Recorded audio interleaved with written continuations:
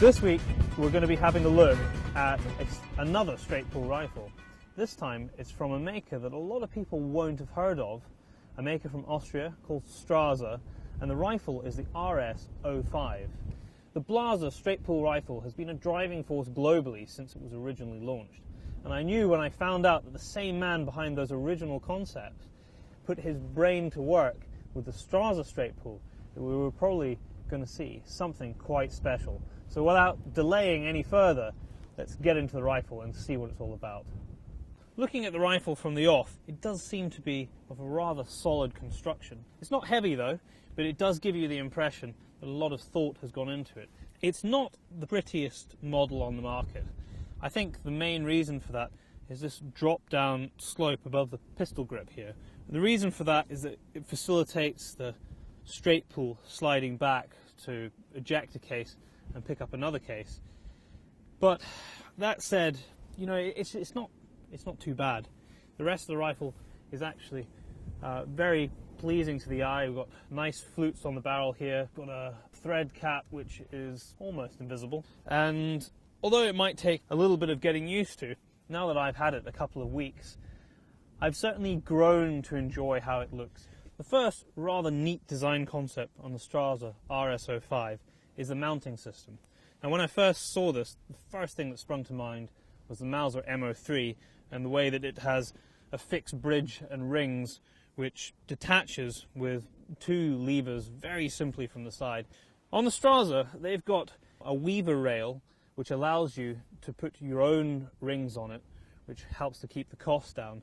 And it's just the weaver rail that detaches, and obviously your rings are attached to that permanently. The way that it works is you press down this little silver lever here, which locks it in place so that you don't accidentally lift this tab. And as you slide this down, it'll just come away in your hand. The way that it secures itself to the rifle is via these three pins here, which are rounded at the bottom, and this little wing lever. The three pins is what makes it strong. You've got a fat one at the front here, which locates just here, and then two smaller ones at the back. And that is what takes the brunt of the force. But what fixes it to the rifle itself and squeezes these round pins into the recesses in the solid top of the receiver is this little wing lever here.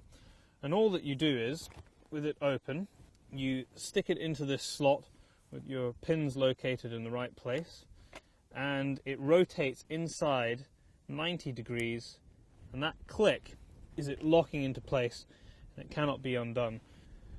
When I was group firing this rifle yesterday, I thought it would be prudent to test exactly how well the mounting system worked in terms of its ability to return to zero after it was taken off and put back again.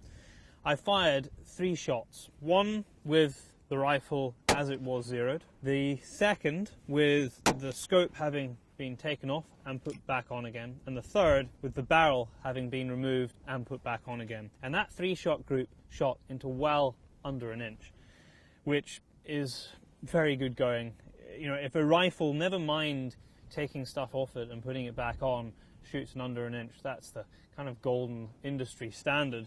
The only criticism I have that when you put your cheek on this rifle here, that you're actually not in line with the scope. And to shoot this comfortably, we would want the cheek raised just a fraction to make it more comfortable for your eye.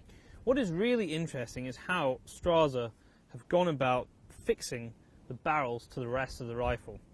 And they fix their barrels to the receiver with hydraulics. But what the hydraulic nature of the design allows Strasser to do is ensure that you have very even force around the entire diameter of the barrel when it's fixed in place. So when we slide the barrel back in to this very smooth chamber in here, locating it in the right direction by making sure that this pin just here fits into the corresponding hole in the collar, and with that in place, when we do up this Allen screw here, it is not tightening a collar. What it's doing is compressing hydraulic fluid, which in turn compresses around the entire diameter and length of the barrel which is inside the receiver. And with that, you get an incredibly even and powerful force. Now, the other very important part of being able to change caliber by switching your barrel is also being able to switch the bolt head on your rifle. With the bolt in your hand, all you simply do is grab this little wing here, which is identical to the Bergara, which we had a look at a few months back, except the Bergara had two little wings left and right, and you had to undo both to pull out the head. But essentially it's the same thing. You undo this like that, simply grab the head and pull it out in your hand. You grab your new head, push it in, and clip that back over, and that's it. Job done. If we continue looking at the bolt, we get to the heart of this action. As I've already said, this is a straight pull, and if I slip this back in here, I'll show you how it operates. Now, you can't actually return the bolt to the rearward position unless you fire it without depressing this little lever at the back here. It's a bit of a safety feature to make sure it's locked forward once it's ready to fire. So essentially, with the bolt in the rearward position, it's just a case of guiding it forward, and that's it. It's ready to go. If you fired it, and I know this chamber is empty, so I'm just going to dry fire the rifle, you just simply put your fingers on the bolt knob, pull back, case ejects, push it forward, ready to fire again. The intricacies of it, like I've already just said, once the bolt is forward and it's loaded, you cannot drop the bolt back. If you want to do that, you have to depress this little silver button at the back here, and by doing that you can drop the bolt back.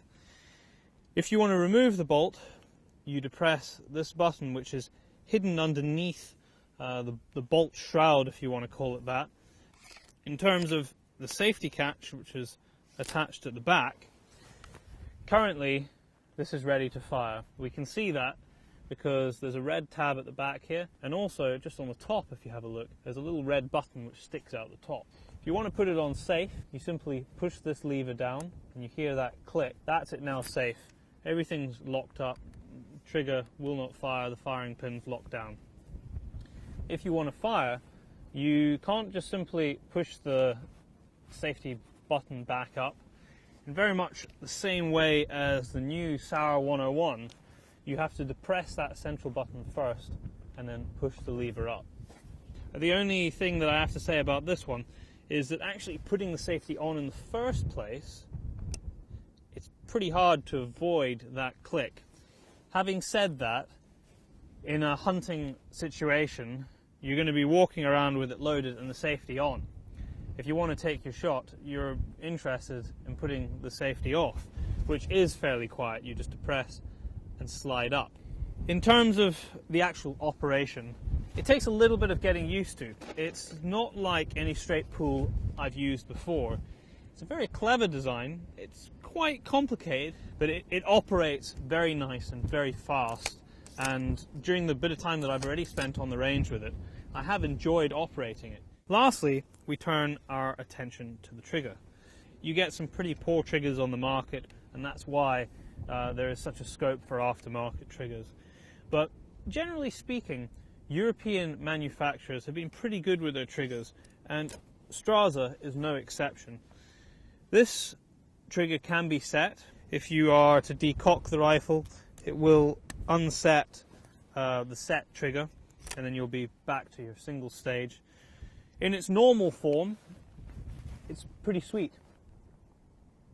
Nice build of pressure and a brake just about in excess of 3 pounds, 3.5, 4 pounds, which is a little bit heavy for my liking, but they are adjustable. The set trigger is a little bit on the fine side. There are some rifles that I really get on with the set triggers, and some I just can't get on with. They're just too light for me.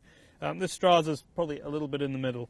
With all the shooting that I've done with it, I've just used the trigger in its standard setting, and I've been pretty satisfied with it.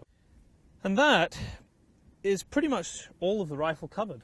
For now, we'll get back on the range, I'll show you how it shoots, and we'll have a little discussion about the accuracy of the Strasser RS05.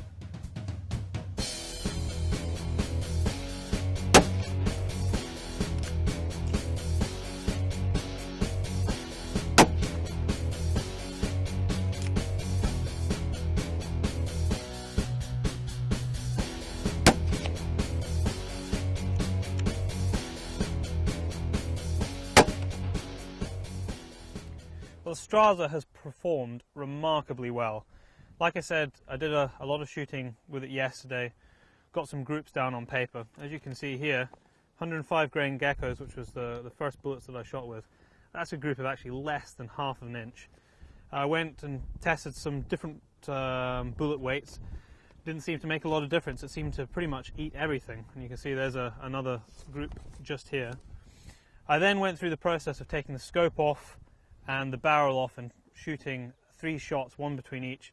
And as you can see here, this is another group of well under an inch. So very impressive shooting from the Strasser. It's a rifle I've enjoyed using a lot, and I think it's definitely a name that people are going to start to see a lot more of.